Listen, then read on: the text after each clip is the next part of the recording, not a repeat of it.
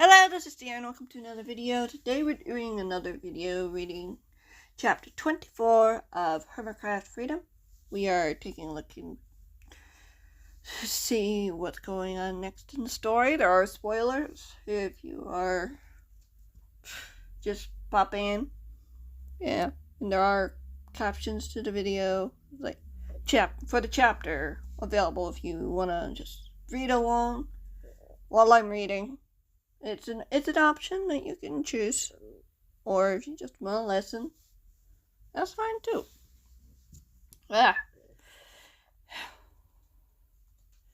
This video might be shorter, but we'll see. Chapter 24. The cobblestone wall was cold on Sam's back as the young man leaned against it, letting his head rest on the cold stone. The room was not quiet, but certainly not empty. The defectors were gone, for the moment, but he could still hear the soft groans coming from the figure restrained to a hard table on the other side of the bars. A bitter taste filled the boy's mouth. How long had they been here? How much more could he take watching one of his friends being tortured in front of him again? He closed his eyes and sighed. What more should he expect from the people who believed in Gerald's lie, who volunteered to become part of him? Those familiar gray eyes filled his mind as he shivered. At least there wasn't any screaming. The Gasgrian and his brother were in a room adjacent to this cell. Although he couldn't prove it either, apart from screaming. Hopefully Falls was okay. That the men hadn't hurt her any more than they already had. There wasn't much he could do here, contained in this iron-barred cage. Only watch the men tortured Impulse, unless he gave them the information they wanted. Information he didn't have. He didn't know where Stabby was, didn't know how to reach him, much less did he have a clue where his aunt was or what she was up to. She kept her business close to her chest, only telling her nephews what they needed to know. But of course the defectors didn't believe him. Why would they? They surely didn't believe that Stabby was innocent. They didn't believe that Gerald had tormented the cat before betraying him, handing him over to Mr. A's men. Those men believed Gerald was in the right, and that Sam was lying, or led to believe a lie Stabby told. Ridiculous. Sam opened his eyes, looking up at the cobbly ceiling. There wasn't much to look at around here, much less anything to do. How were they possibly going to get out of this mess? Oh, Impulse groaned, breaking the deafening silence as the young man redirected his attention. Slow down. Parts of the hermit's clothing had been burned away, leaving terrible red burn marks down his arms and side, blisters and scabs from the little pricks the tormentor had given him. Sometimes the man lengthened the cut slowly to make it more agonizing. Impulse's voice was raspy and hoarse from all the screaming. The hermit fidgeted uncomfortably against his restraints as he slept. A headband strapped to his forehead glowed faintly, bright blue in the torchlit cell. A lump formed in the young man's throat as he watched his friend. Sam wasn't sure how long it had been since the men had last been here. Carniver seemed to be only after information to reach Stabby or his aunt. Richard? Sam shuddered. The man knew Sam was Nettie's emergency contact in case of trouble. Not that he'd heard from her in a while, since she'd been taken to a safe house with her friends. Far away from this chaos, far from these men who would do anything to get their hands on someone close to Stabby, or the cat himself. Richard also knew thought Wonderberg. But thankfully he hadn't asked about that yet. The man's main focus was certainly to finish what he started. Sam clenched his fists. He had his way. Richard wouldn't see the light of day again. He couldn't let him hurt the bush baby again. No, definitely not. Natty. Fourth book. I can't. Impulse whimpered as Sam glanced over at the door. Were there any guards outside? Would they stop him from talking to the hermit, if there were? Sam frowned as he inched closer. What if they decided to go after Falls? I wish there was something I could do to help, Sam said quietly, putting his hands on the cold iron bars. I hate this. All of this. It's not fair. Impulse didn't reply as the boy let out a sigh, resting his forehead against his cage. Even if he was strong enough to break out of this cage, there was no guarantee they could get out of here. Wherever here was, what if they were in the middle of nowhere, far away from civilization or anyone who could help? Suddenly, something crashed in the distance as the boy turned his head toward the door. Was that in the hallway? Front entrance? Is there even a front entrance to this hideout? It sounded heavy. The crash followed muffled shouts. Whatever. As something thudded to the ground. Sam frowned, tightening his grip on the bars. What was happening? An explosion reached his ears, followed by more thuds that were getting louder and louder. Whatever it was getting closer. Sam turned to focus, pinpointing what he was hearing.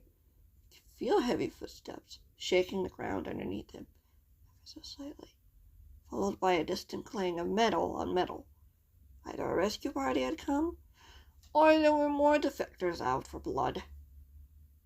Turn them off! Turn them off now! A distant cry rang down the hall, as another scream followed. Sam winced when he heard a crunch of breaking bone as the body thudded against a wall. The null is active, another voice shouted, as the hard metallic thumping slowed down before it stopped. Cheers filled the hall. It worked! Good timing, too. I don't know what got into those decoys, a third man sneered. They were much closer to their cells now. Must be some sort of bug. You think they took care of the hermits and the protectors? The first man asked. We can't afford to have them followed. They're too fast to track, the second man scoffed. Throw those things in the incinerator. We don't need them anymore. Are you sure? The fourth man pondered. If we turn the null off, they will activate again, the first man warned.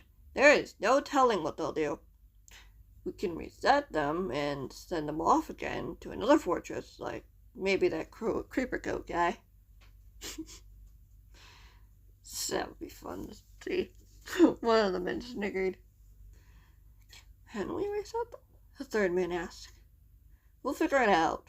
Now let's get these things out of the way and let Conover know. He can decide what to do with them. Unease filled the boy as the soldiers assented to the plan, hearing the muffled clunking of something heavy. As something heavy was dragged across the floor, the robots that had been created to hurt the hermits had returned to attack their creators. What does that mean? Oh no, Sam whispered, releasing his hands from the cell. Stampy had to know about what happened. How else would they have been able to find the loophole? Sam shook his head. This was the last thing he wanted to have happen. Maybe that's what the men wanted. What Conover wanted.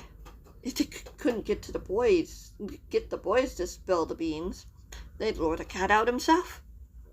No. But what else could he do? It wasn't like he could warn Stampy and tell him not to come. He knew what Stampy was like. He'd insisted on helping the hermits, but some of them had disappeared. Liam disappeared.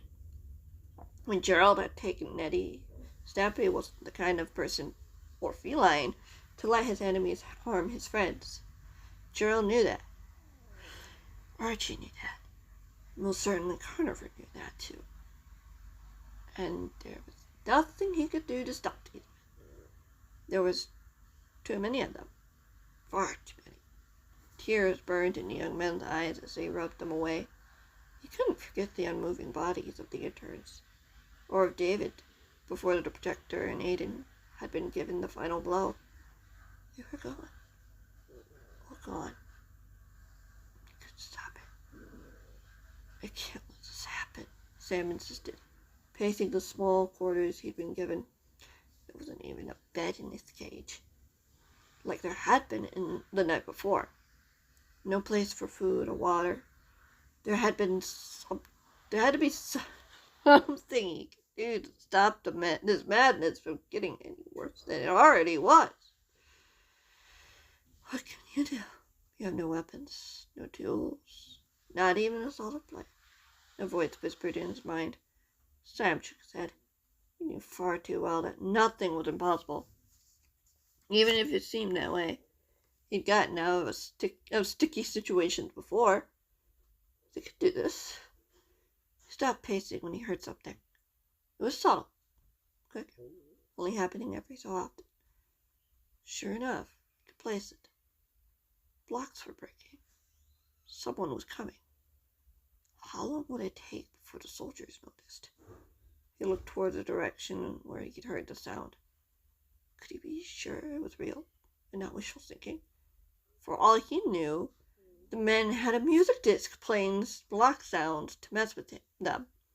They could be that cruel, especially if RJ had forced Levi to listen to the sound of a ticking clock before shocking him in a demented way of torture.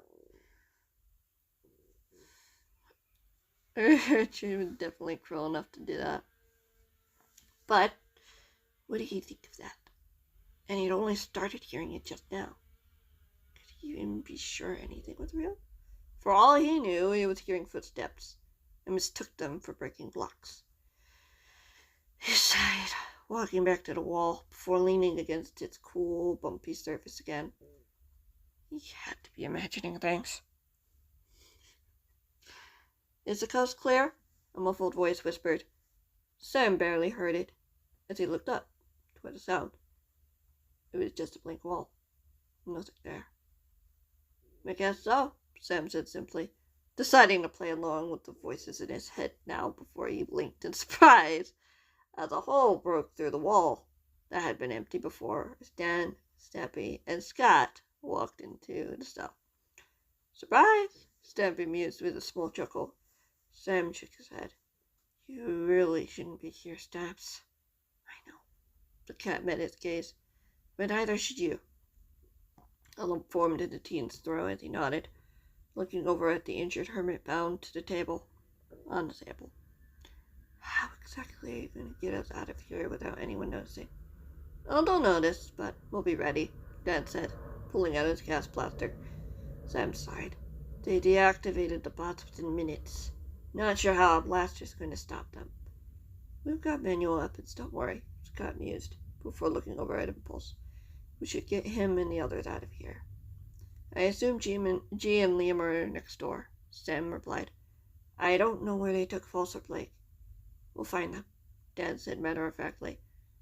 You get the others back to the base, due south from where we just came in. What? Sam stammered. Stampy shook his head. Let me deal with this. They took more where those robots came from. I need to find those blueprints and destroy them. Sam shook his head again. This is what Gerald would want. Stampy smiled. Doesn't look like I'm alone. Sam lowered his head as the cat broke through the bars with the pickaxe in hand. The cat put away the tool and approached. I understand you're worried, as you rightfully should. You're my friend. We've been through a lot. I'm supposed to protect you, Stampy. Sam smiled sadly. Protect one another.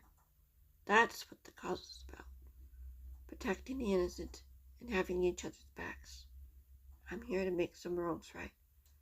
So let me come with you. Sam looked up at the cat, meeting his bright green eyes. I can't let you do this by yourself. I'm not by myself. The cat put a paw on the boy's shoulder.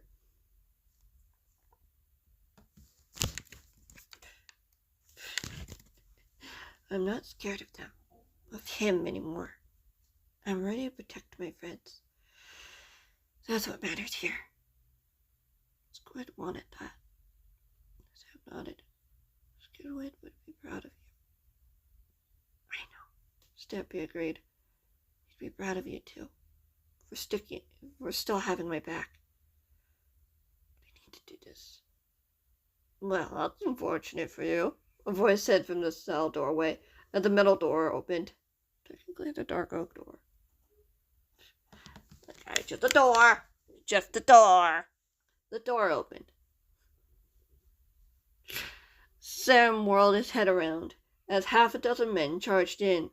Stampy shoved the young man behind him and extended his sword as Dan and Scott stepped forward, shielding Impulse, his restraints removed, but the hermit still laid unconscious and unmoving. You're coming with us. No! Sam cried as the men lunged forward, swords raised, as he watched the battle begin. A battle he knew they couldn't win. Alas, that is where we're going to end this video. I hope you guys enjoyed, and yeah, I'll see you guys next week for chapter 25, which will be Korean's perspective. Yeah.